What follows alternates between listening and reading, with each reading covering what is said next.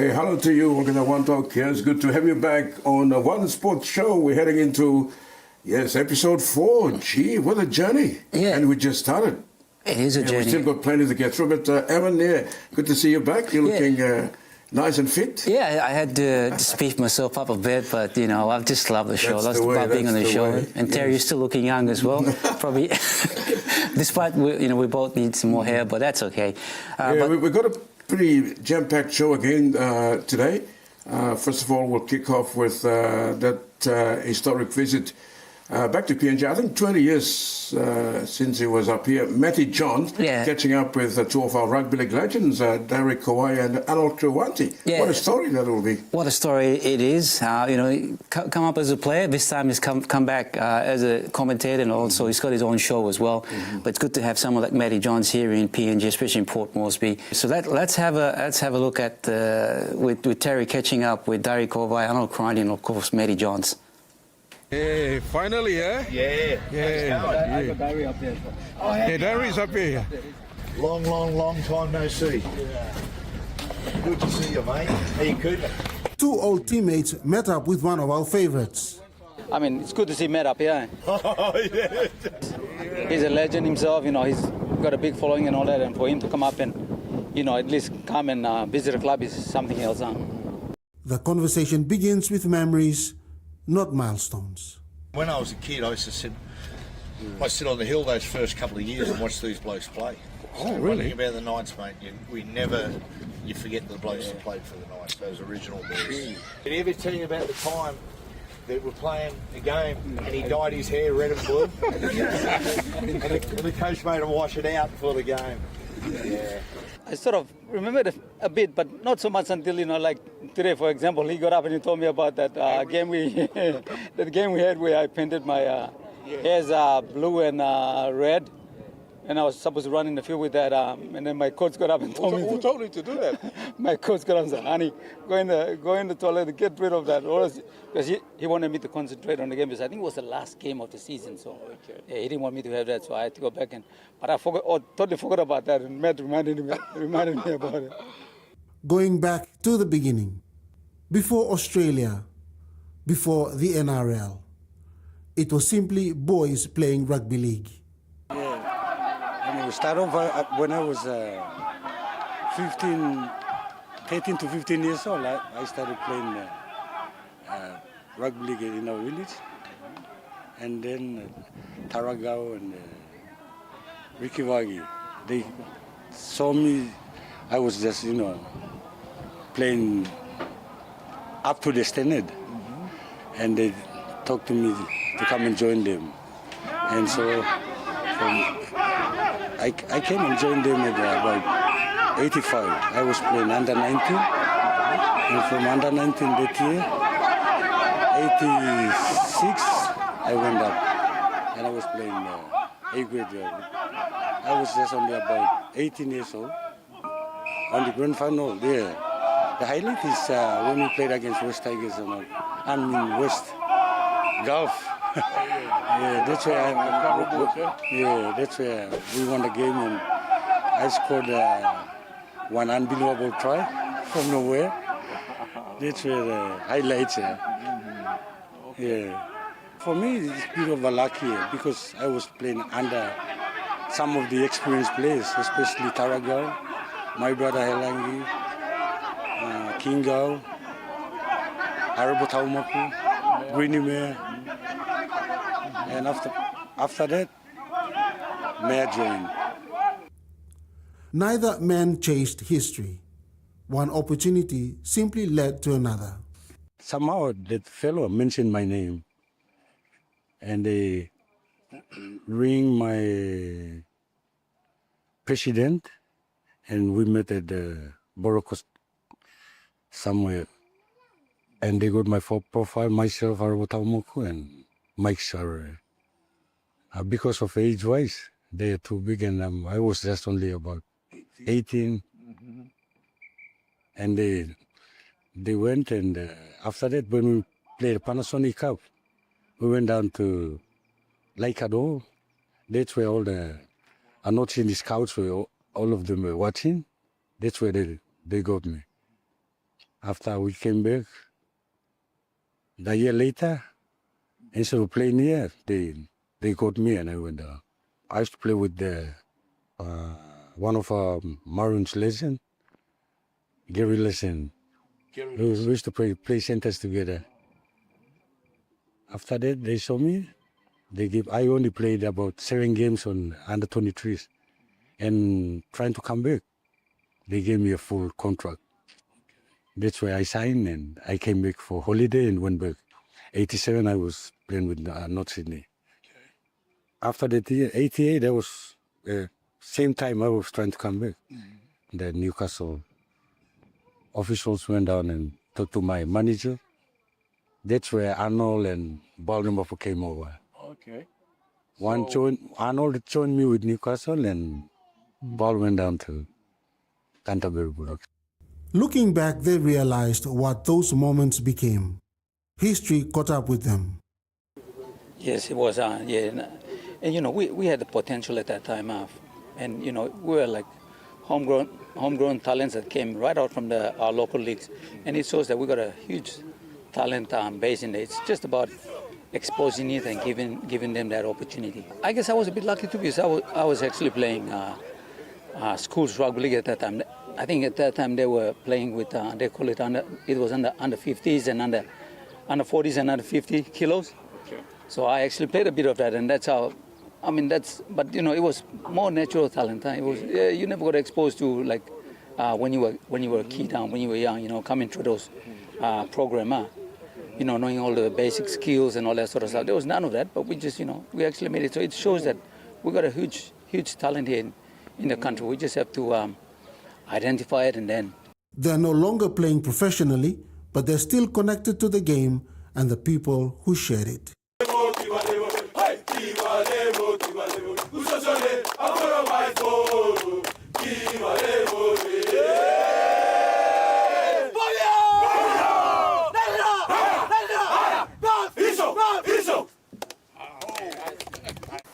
Oh, what a story. One for the ages, that one. Yeah, one for the ages, definitely. Very impressive. Story. In fact, I'm very privileged that I'm sitting here, and I played against him, DCA, Porabara DCA. Yep. They were the class team in the competition that time. Paga Panthers against them was always a fiery encounter with the Porabara boys. But yes, it was all good. Those were the best days of rugby league, I would say. 80s, 90s, yeah. But what a story there. Two of our first nationals to play at the NRL level with the Newcastle Knights, Darryl Kowai and Arnold Kluwanti. Look, let's go for a quick break. We'll be back with more after this.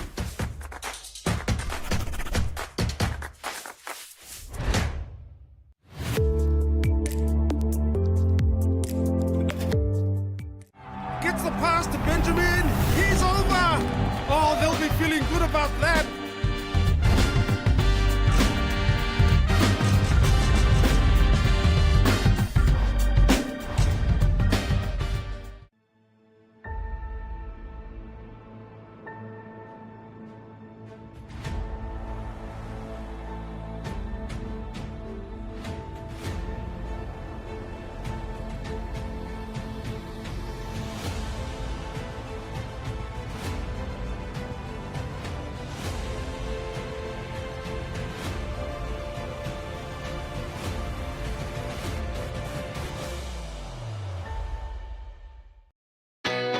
A true champion is measured by their courage, their determination, and their passion to never give up and to always keep trying. With a delicious Milo and milk taste and added nutrients, Milo and milk is a great way to fuel our little champions with nourishing energy every day. Because true champions give it their all. Milo, PNG e Mia. Prime PNG made. Dad's gonna be home soon. Dinner's not ready. He's gonna be mad. Mom's trying her best. If it's not ready, oh no.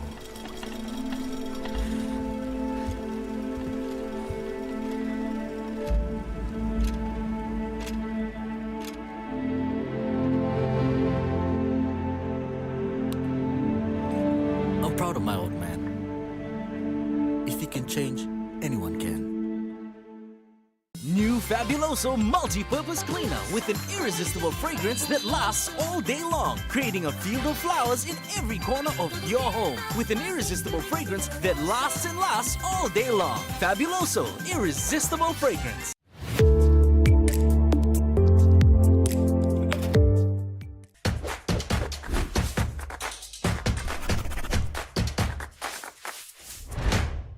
And thank you for staying with us. This is episode 4 of One Sports. So, yes, Aaron, a big weekend, a massive weekend for women's rugby league kickoff of the country's premier women's competition, the Santos Cup, over the week.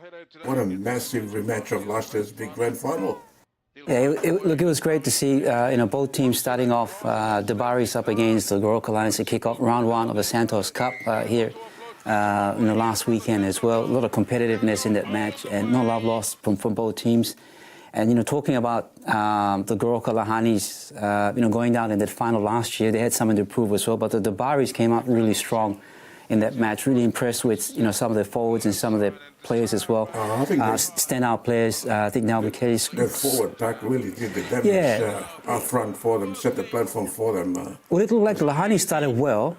And we were thinking that they would go on and keep that consistency, but as the game continued, it was the impact of the forwards, big forwards from the Baris that paved the moment, and then the backs just. Was that Sharp there scoring? Yeah, it was great over the weekend. Enjoyed the post meters game from there. And Winnie Stevens as well. She's a monster. Well, this is some of the players that you can look forward to, and it's good to see good signs for the women that's happening right now. That's salty. Oh, what a try.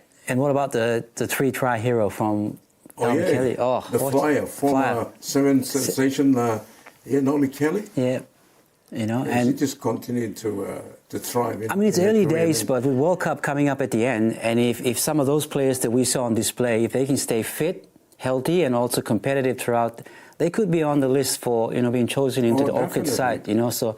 But it's good to see, and we've got 3 competitions happening now. We've got the Santos, and the Digital Cups on the way, and of course the Host Plus Cup. So a lot of rugby league action happening over the weekend. You actually took a trip down as well, and I think you met up with the current captain for the Orchids, Elsie Albert, and she talked about the preparation of the Orchids, and also a bit about herself as well, how the journey has been and how she started here.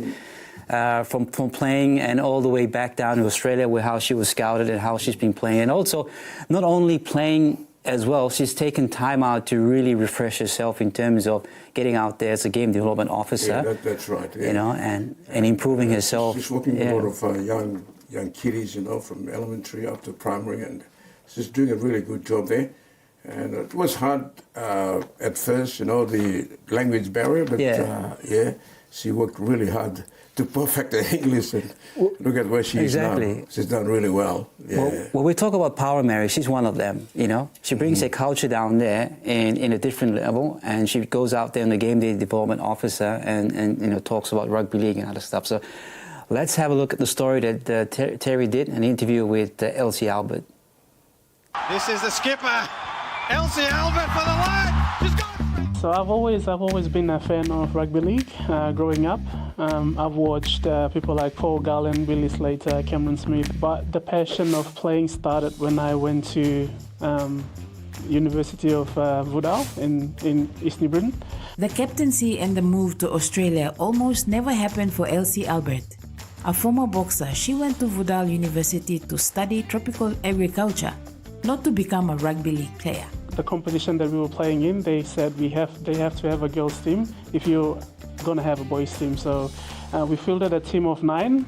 We didn't have the full number of girls to fill in the team. So I remember running into the field with I didn't have a boot, so I ran onto the field with the thongs on. So it was crazy.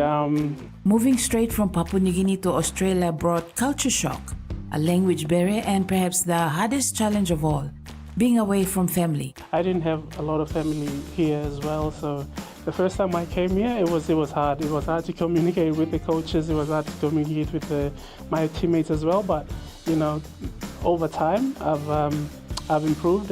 But if Elsie ever felt afraid or alone, it didn't last long. This is Hoyle, and look who's there again! I'd say to Reese Aiton for, providing a home as a place for me to come and, stay and, do what I need to do to get here. And obviously my manager, Robin Kawaipa, he's the person behind every contracts and everything that I do, and his late night calls encouraging me, bringing me back to, sometimes I go off track, but he's always there to, have that chat with me and then bring me back on path, and I'm always grateful that he's in my corner to, guide me in this journey, and my parents as well. Like they've, you can't do anything without your family. So Gratitude is something Elsie carries with her for all the people she has met. It's an attitude that naturally comes through in her actions.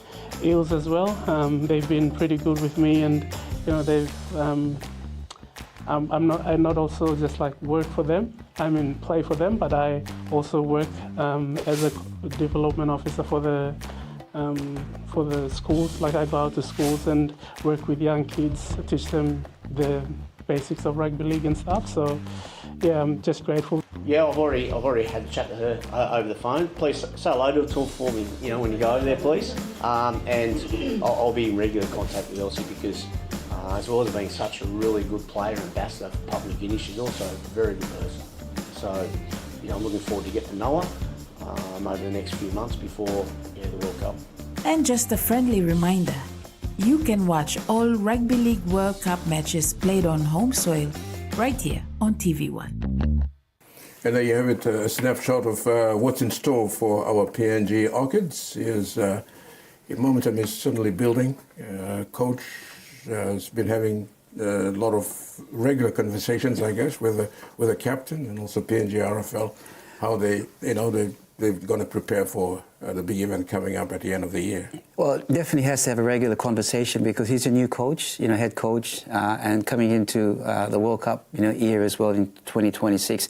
Apart from that, the Orchids, there was a time when the Orchids were sitting in the top of the world in terms of rankings. We were sitting in the top 5. But our last performance in the last 12 months has brought us right down in terms of performance-wise. So it's a challenge coming in as a new coach because you're trying to pick players that are consistent in the last 12 months, apart from injury and apart from other factors that involve. Then talking to Elsie is very important because she is the captain. She knows what's happened in the past and what's going forward. Yep. And, by talking to Elsie, she can gauge on, what's current, what he can look at, and prepare best his team that he can put out onto the paddock for the World Cup that's coming up at the later part of this season. So it'll be interesting to see. And LT mentioned that we need homegrown talent as well. So that's the reason why we talked about the Santos Cup. Mm-hmm. So hopefully some of these girls can get involved in this year's World Cup.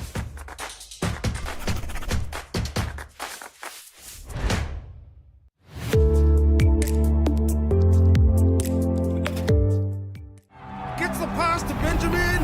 He's over. Oh, they'll be feeling good about that.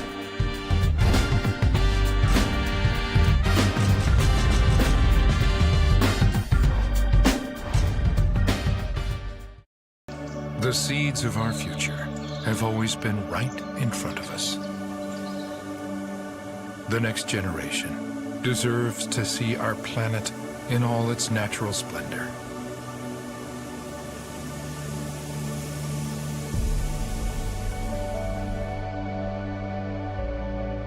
The future lies beyond zero.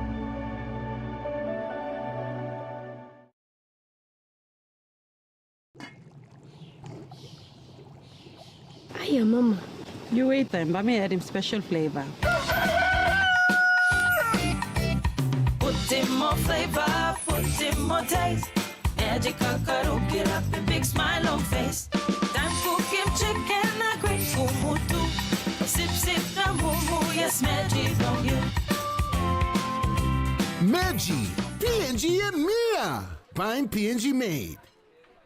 Hey P&G, get ready to brush to the beat for Colgate National Toothbrushing Day. Brush to the beat with over 480,000 registered participants this year nationwide. Brush your teeth for 2 minutes twice a day and remember to change your toothbrush every 3 months. Head over to the Colgate Pacific P&G Facebook page for more info or drop a comment and tell us a song we can brush to the beat with.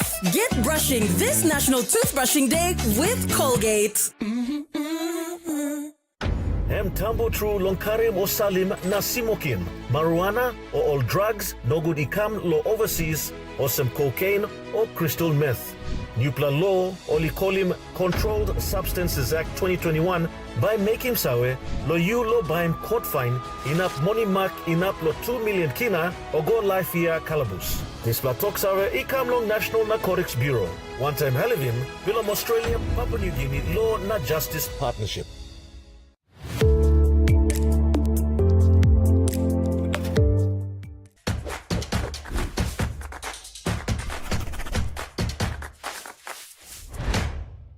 Hey, welcome back, viewers. This is the third half.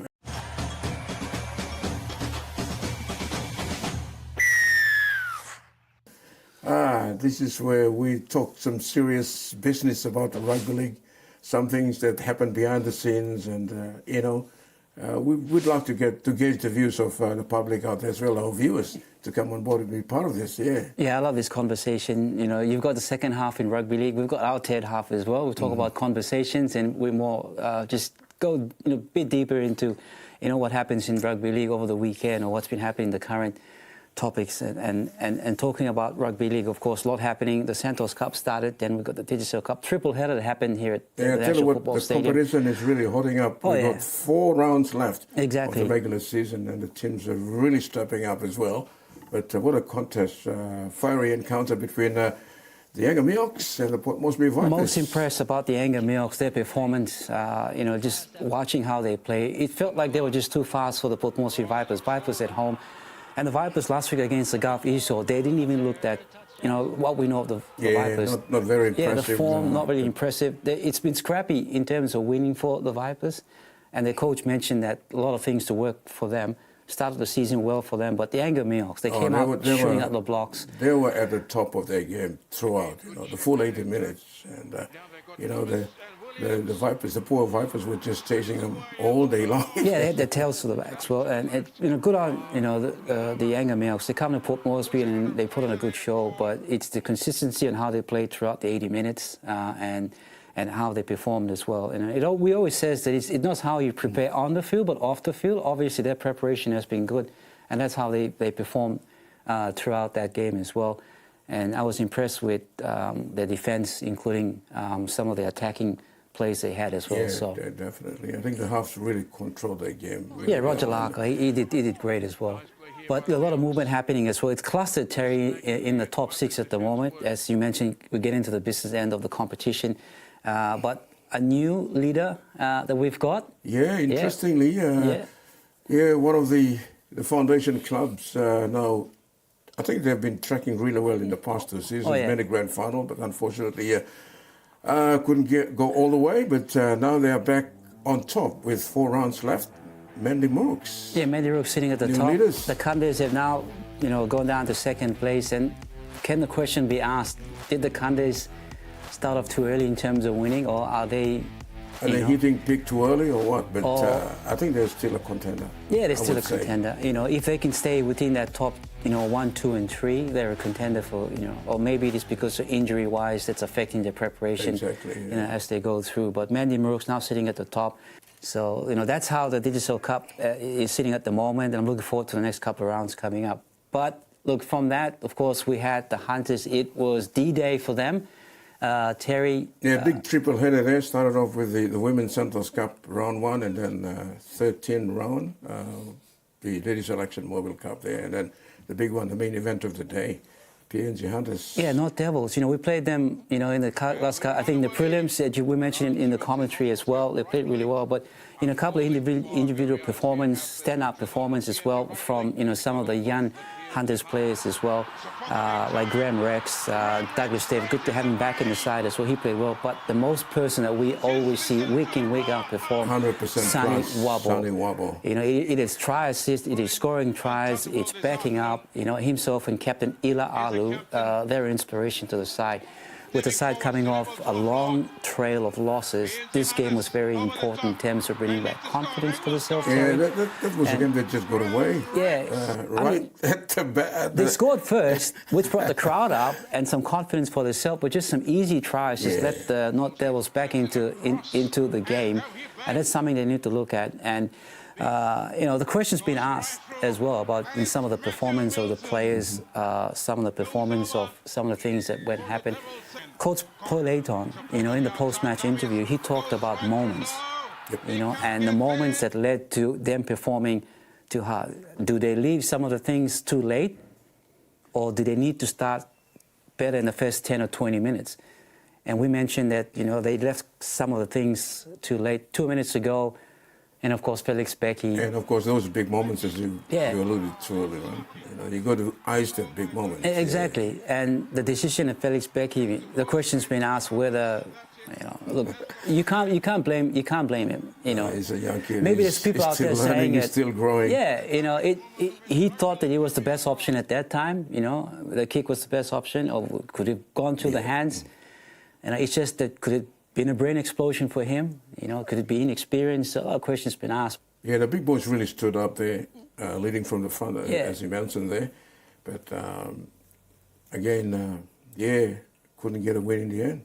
Well, you mentioned in a previous show, you know, everyone come out to Santos and let's support the Hunters, and that's what everyone did. They love the PNG Hunters. It's our national really side at the moment, and people out there to support them despite the losses they've gone through. And I was impressed with the effort. You know, in terms of the effort, you can give them a tick because the boys did come out. They did play hard. Even Elijah Roltinga coming back from injury, what an effort for him to score that impossible try. Yeah, let's continue to rally behind the team, you know.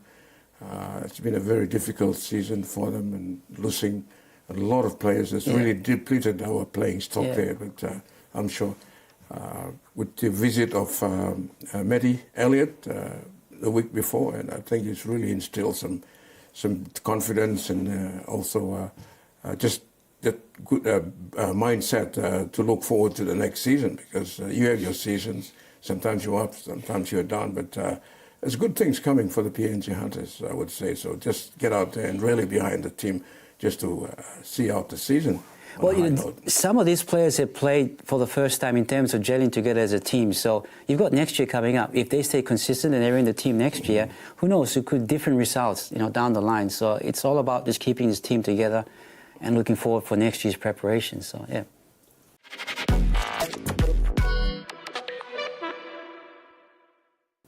And this is commentary, and yes, I'm joined today by Evan. Pick my brain. There were a couple of tries. This is talking about the QRL Host Cup match against between the PNG Hunters and North Devils, and there were a couple of crucial moments there where the PNG Hunters were gonna steal the game away from the visitors, but two disallowed tries, one to Benji Cott and Sonny Wobble also scored on that right-hand corner. Yeah. But it was no try. That could have made a difference, but I don't know. We say, you know, rugby league, the ball bounces in many different ways. So, you know, the way it bounces can determine how a game, you know, go. Look at what happened in the State of Origin. That kick that went on, if it would have went the other way, Queensland would have either scored from that kick and went on to actually could have won the game. But the ball bounced in favour of New South Wales, and you know, Best ran away like in 80 minutes to score, and New South Wales went on to win that. Same thing over the weekend when the Hunters played as well. If Sonny Wobble would have scored that try, could have went on to the Hunters winning, or you know, it could have changed the course of the game as well. It's unfortunate that there is no bunker decisions within the Host Plus Cup or the Q Cup, so we can't find out from, you know, even if we've got, you know, the bunker there. But it looked definitely like a try from where we are. Especially the Sonny Wobble try there on that right edge. Oh yeah, I mean from where we are, the question to be asked: is it a try? Is it a try? Or was it not a try? And was the officials on ground, did they do the right decision? Most people thought it was actually a try. I, for one, from the top, looked like it was a try as well. And the Benji caught was a touch and go one. Benji's very close, 50-50 did he score before his foot went out? So, that's a question that led to many people thinking that, was it both tries disallowed?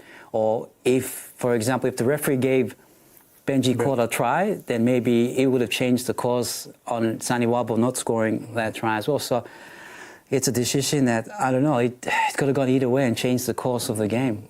And we've come to the end of another show, episode 4 of One Sports Show. Thank you, Lo. One Talk, One Solwara for staying with us. Make sure you join us again next time around. Bye for now. Bye for now.